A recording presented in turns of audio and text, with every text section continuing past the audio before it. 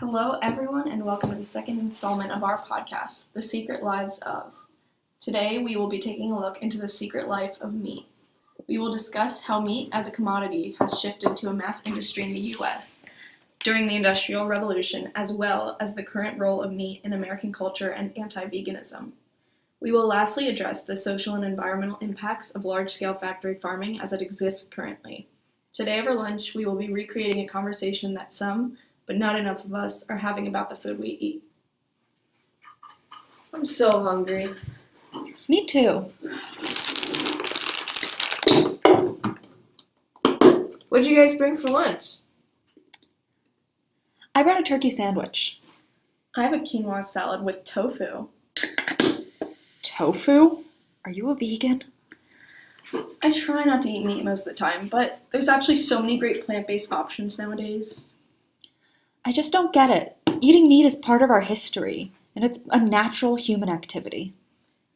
Yeah, it's true that we were all once hunter-gatherers, then home and local farmers, but we cannot compare the meat we eat now to the meat we ate 200 years ago. Why not? Back in Europe, prior to the 20th century, the growing of livestock was often organized in a way that funneled meat straight to the wealthy or the landed aristocracy. In the US, though, meat was much easier to find. Grazing lands were close to cities, sometimes right inside cities. Increased productivity of slaughterhouses during the Industrial Revolution, as well as cheap labor, meant meat was widely accessible and affordable in the US. Oh, kind of like how tea transitioned from being an elite commodity to a common good across Europe. Yeah, exactly. We talked about tea using exploitative labor. Is the meat industry that bad? Well, yeah. During the stockyard era, which began in Chicago in 1865, it marked a huge shift for the meat industry and our relationship as Americans to meat. Governments wanted to make animal slaughter less visible. Ironically, the new slaughterhouses, which were labeled as public, quote unquote, increasingly removed animal slaughter from the view of the general public. There's no longer that human connection with the animal, raising it up yourself and slaughtering it to provide for your family, or even buying from a local butcher. The majority of people were completely removed from the process. And this could be said about all kinds of commodities, clothing, growing your own produce. Humans are more disconnected from the processes of the things we use today than ever before. The meat industry during the stockyard era relied heavily on a workforce of immigrants and racial minorities, as well as women. There was a subsequent shift in the workforce composition, and by the mid-20th century, the majority of slaughterhouse workers were white men. As of 2020, though, only 34.5% of slaughterhouse workers in the US were white, and we again rely heavily on an immigrant workforce. There are other human rights and workers' issues in the slaughterhouse industry. The illness and injury rate of workers was higher in slaughterhouses than in any other industry for much of the last quarter of the 20th century. These workers experienced high rates of carpal tunnel, mental health issues, and even PTSD. A 2009 study by Fitzgerald et al. Found that slaughterhouse employment increases total arrest rates, arrests for violent crimes, arrests for rape, and arrests for other sex offenses in comparison with other industries. Well, every big industry has its inequalities, but Americans love meat. What else would you eat on Thanksgiving or the 4th of July? Meat is an important part of our culture. Do you ever wonder why eating meat is so American? No, I've never really thought about it, to be honest. Well, the stockyard era for mass meat production was built for maximum profit. Despite the inequities to workers in the surrounding neighborhoods, governments and corporations promote sales to ensure a steady increase in profit. We even see governments promoting meat as a healthy commodity.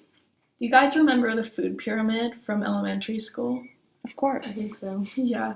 So the food pyramid, which originally was released in 1984 and removed in 2011, was sponsored by the USDA to show what a healthy diet is supposed to consist of.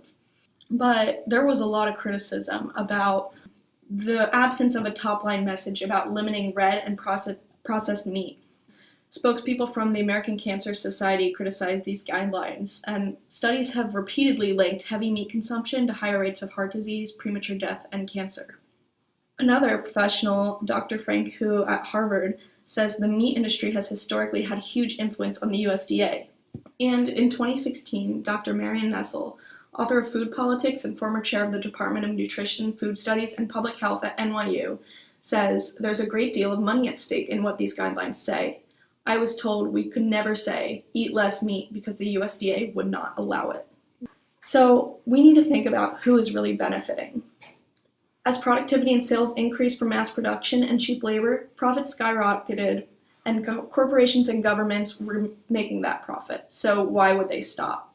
The interest of the government and corporations is inextricably linked. Farming is also another large part of American culture. And those ideas are reinforced through meat packaging, which appeals to this idea of fresh, homegrown American meat and dairy with pictures of happy cows and family-run farms. But this is not the reality for the majority of the meat we eat. So, why is choosing to not eat meat seen as so anti-American? So, why is choosing meat seen as anti-American?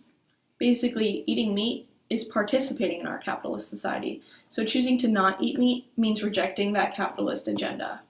I hear what you're saying, but there's such a big stigma around veganism, and I don't want to be the other.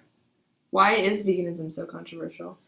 Well, people don't want their morals challenged. And one of these morals is the concept of speciesism.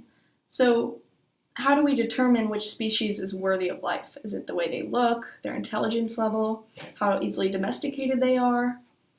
Why do we deem a human evil for slaughtering a dog, but we celebrate the slaughter of pigs, chickens, cows, fish, etc.? How do we quantify one being worthy of life? I think that the same could be asked of humans. Why do we deem some people worthy of freely entering our country's borders while other families are detained and parents are separated from their children? Where does this bias come from, and is it truly justified? This tension emerges as we continue to consume animal products in abundance, but psychologically, many of us experience feelings of guilt, shame, and disgust when we think, as little as possible, about the industrial processes by which domestic animals are rendered into products and how those products come to the market. And even if the method of slaughter is deemed humane by the corporation, factory animals are subject to complete denial of a natural life, and they're forced to undergo painful procedures without pain medication, including beak removal, tail removal, forced impregnation, teeth removal, antler and horn removal. These are all painful, common, and legal practices used so that the animals do not attack each other or workers while forced to live in such confined spaces. Why do you guys think we take kids to the pumpkin patch and the apple orchard, but not to the slaughterhouse? Probably because we don't want anyone to see it. Philosopher Nancy William argues that there's actually an unwillingness among the public to think about how their meat is produced, and that this has important ethical implications. She characterizes this unwillingness as affected ignorance, whereby a choice is made to not investigate whether a practice one is involved in is immoral. I've never really thought too much about what happens before my food's on my plate. It's kind of like how we still buy fast fashion and use plastic cups, even though we know it has a severe impact on our environment. Yeah, exactly. But sadly, the environmental impact of meat is pretty detrimental too. About 71% of rainforest conversion in South America has been for cattle ranching, and a further 14% for commercial cropping, which includes soy for animal feed. Water pollution is also a big issue with animal agriculture. Nitrogen and phosphorus in animal manure contribute to nutrient loads in surface and groundwater, harming aquatic ecosystems and human health. Plastic products, which became mass-produced after World War II, also strongly helped the meat industry grow in productivity. Plastic meant that meat could be portioned, packaged, and preserved for longer travel and distribution. Animal agriculture releases a significant amount of greenhouse gas emissions. Methane is 25 to 100 times more destructive and has a warming potential 86 times greater than CO2. Livestock and their byproducts account for at least 32,000 million tons of carbon dioxide per year, or 51% of all worldwide greenhouse gas emissions. Livestock is the greatest contributor of atmospheric methane, the second most potent greenhouse gas. Animal agriculture is also very water intensive. One hamburger is 2,400 liters of embedded water. Can you guys believe that? Jeez. Further, livestock uses 83% of farmland, yet it provides just 18% of the food calories and 37% of protein required by humans. Lastly, more than half of the US grain and nearly 40% of world grain is being fed to livestock rather than being consumed directly by humans.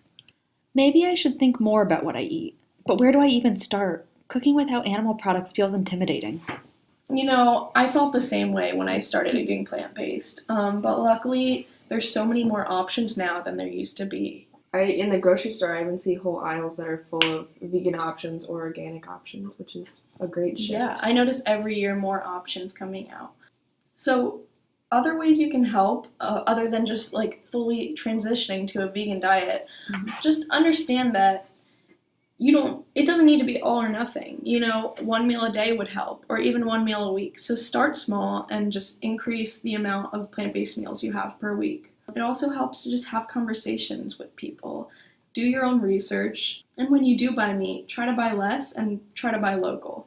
It's also important to acknowledge that not everyone has the privilege to eat vegan, and if you have the access to eat fresh fruits and veggies and plant-based protein, maybe you should try to eat a little more of that, but not everyone can do that, so do it if you have the privilege to.